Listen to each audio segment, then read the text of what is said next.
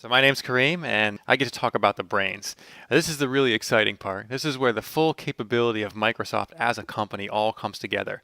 The engineers on our team get to work with top leading experts around the world in Microsoft research in fields such as computer vision, machine learning, speech recognition, facial recognition, digital signal processing, and we harness all that creative energy and innovation, combine it with the production engineering know-how on our team, and combine it into the platform that what you're about to see today. I'll point out the anatomical correctness. His hips are in the correct location. He has multiple spine joints. He has true shoulders and collarbones, multiple joints in his head and neck. So he can bend over, he can bend forward, he can move his head, shrug his shoulders. So, we're connected. The first version was really about understanding gross human motion. We have true human understanding here and fidelity of expression as he moves around. Another key advancement I'd like to point out is the new joints we've added in the hands. We have joints that represent tip of hand and the thumb. So as Scott is opening and closing his hands, you can see it being represented on screen. The skeleton is a great representation of the various bones and how they're connected together, but we took it a step further and started with orientation. Now this is Blockman, as the team calls him, and what Blockman represents is the actual orientation of Scott's body as he's moving in 3D space. As he rotates his hands and his arms and his legs, you can see that Blockman is, very accurately depicting what he's doing. So we're kind of getting beyond the joints. We have the actual rotations that his joints are experiencing. He can even draw small nose circles in the air, and we can see his head rotating on Blockman in line with what it is that Scott's doing. Now, I'm a pretty tall guy. I'm 6'4", and my skeleton only weighs 8 pounds.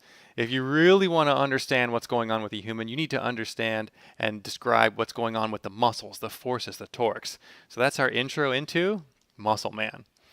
So Muscle Man is a real-time human-based physics model applied on top of our next-generation skeleton and our high-resolution depth map. What the colors represent is green equals no force, and then the highest intensity red is the largest level of force.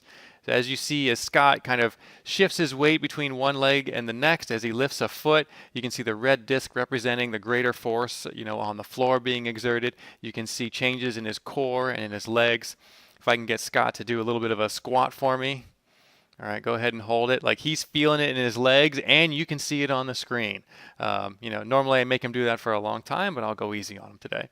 If we get Scott to jump up in the air as high as he can, you'll see that his body goes all green. When you're in the air, obviously there's no force being felt, and when he hits the ground, you can see those red impact points.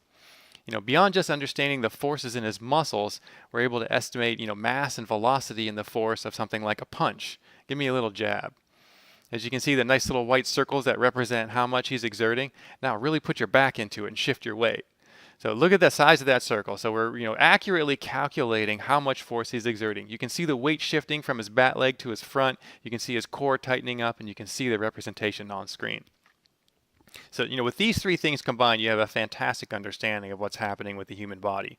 But as any good trainer will tell you, this information is necessary, but it's not enough. You need one more thing.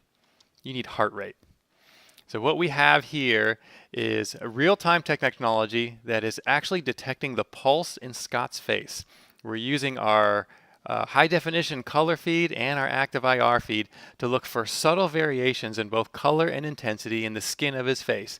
They're imperceptible to the human eye, but our Kinect sensor and the Xbox One hardware is able to pick it up. We're literally reading the pulse in his face. Pretty amazing stuff. Fantastic for exercise scenarios or for measuring exertion. Lots of possibilities.